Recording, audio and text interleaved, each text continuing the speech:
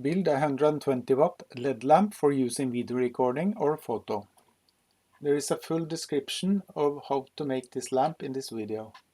There are even drawings in Sketchup and templates in PDF that can be downloaded from the video description.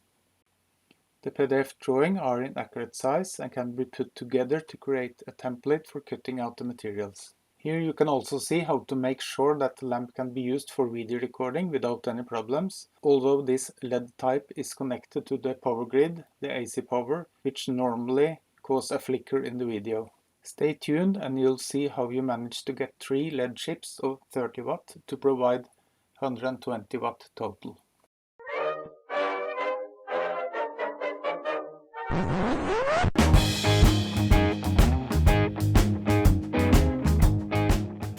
It is important to be aware that although this is a LED lamp, there are high voltages involved which are potentially dangerous.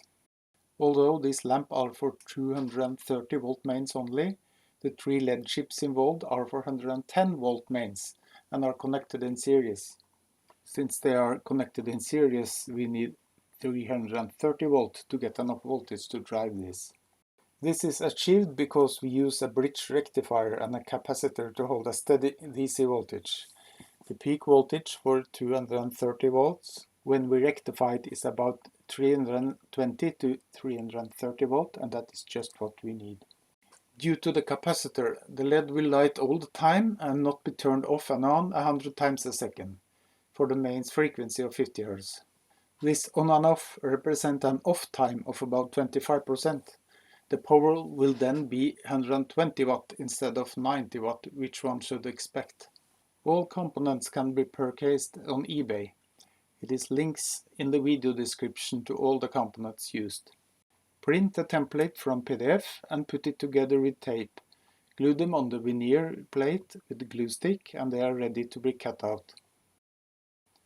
Adjust and trim the edges.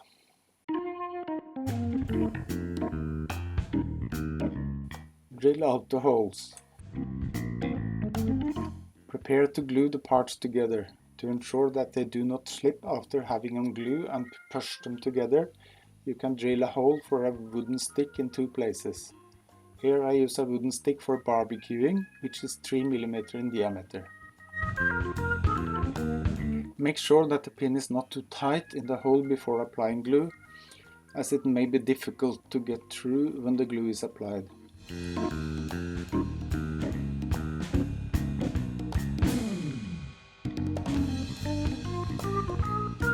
By putting a mark on one side, it is ensured that you assemble it the same way as when drilling the holes. Leave it to dry for 1 day and then cut the excessive pins.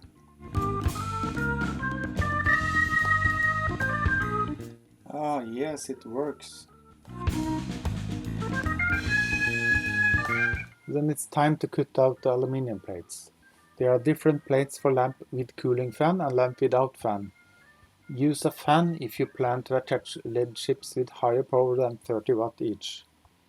I have tested only with 30 watt LED chips and the temperature are at the border of what I can handle without a cooling fan, as you will see later in this video. Glue the templates to the aluminium plate and cut it out. Now it's time to bow the plates. The back piece runs smoothly with a simple plate bender.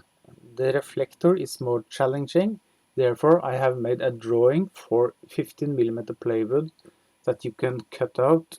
You can then bend the reflector in a regular wise. For the angle of the reflector to be equal all around, here 45 degrees, I cut the plates in 23 degrees by setting the angle of the saw to 67 degrees. Here I show how the reflector can be bent by using clamps and a vise. The top plates are fastened with clamps and the lower ones are set in the vise. Make a distance of 2 mm between the front plates. Back the plates are placed close together. The angle cut on the plates ensure that they get the correct angle.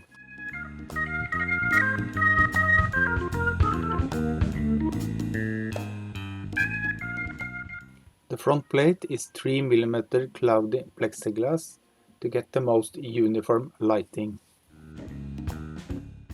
Make a template for the holes of the LED chips. Place the LED chips at a proper distance on a sheet of paper and mark out the holes.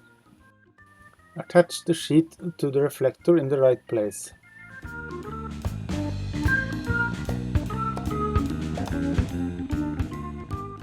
Assemble the 3 aluminium pieces and secure with tape for drilling out the holes through all the plates simultaneously.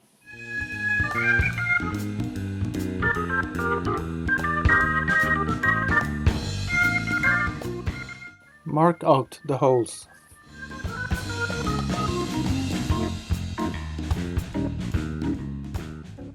First, drill one of the holes at each end. Insert a screw into them so that the plates do not move inwards when the next holes are to be drilled. Make sure that the metal rim around the holes are removed so the plates come next to each other when they are assembled.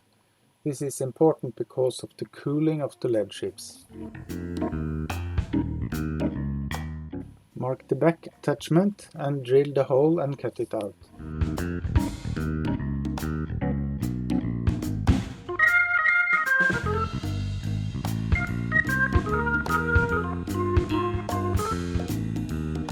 Drill the first hole of the aluminium back piece. Use the back piece in wood as a template for the second hole to be drilled out.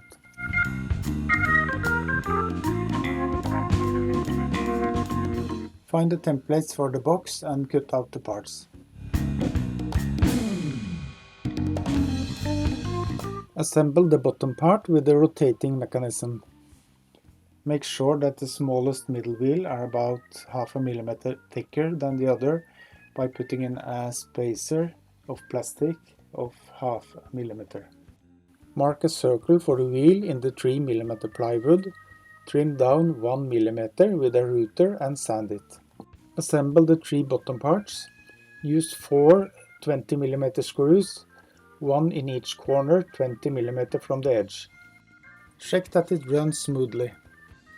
Glue the box parts together, leaving the front and the top part to be screwed on later. The top part can be lifted up in the back to give room for the cables to come through. Put it back to fasten the cables. Make sure the cable holes are not too tight.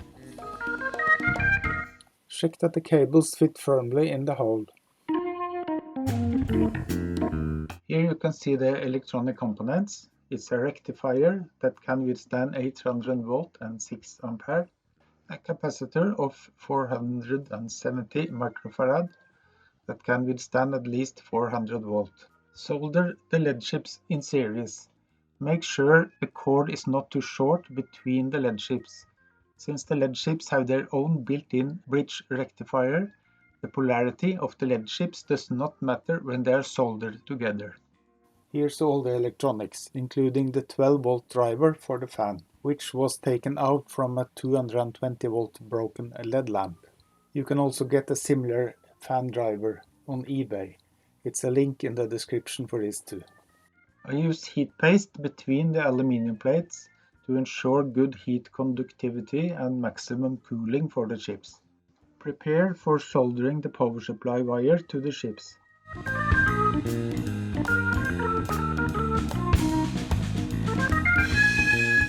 Place something that insulates for the heat loss from the soldering iron underneath the chips when soldering. Otherwise it may be difficult to get the solder to melt. Put heat paste underneath every LED chip. Wipe away excess heat paste in the reflector. Here comes the most important cord, the ground wire. Use a plate screw that goes through all the 3 aluminium plates. Make sure it is properly connected to the power plug. Wow, it works! And the power consumption is 124 watt. The first lamp I made was more stationary with limited movement. The light is spread quite evenly around the room. The second lamp, which I have drawings for in this video description, has more movement, 360 degrees around and up and down.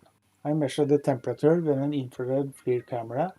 First the lamp without the cooling fan, and you can see a temperature of about 140 degrees for the LEDs and about 100 degrees for the electronic around the LEDs.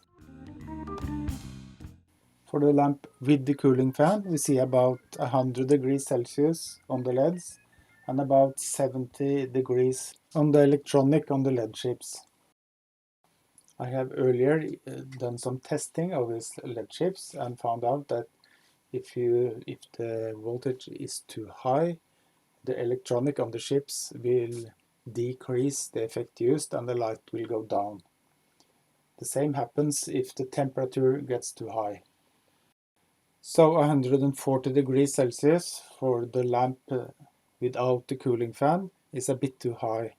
I've used the lamps for some weeks now and I never managed to break a LED chip.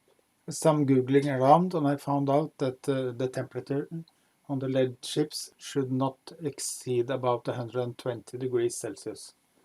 So to be on the safe side, I will choose to make a lamp with the cooling fan. Last, I will show you all the tabs in Sketchup. The Sketchup file can be downloaded from this description. The Sketchup program can be downloaded from the Sketchup homepage. You can find all the links in the description. Please give me a thumbs up and leave a comment if you like.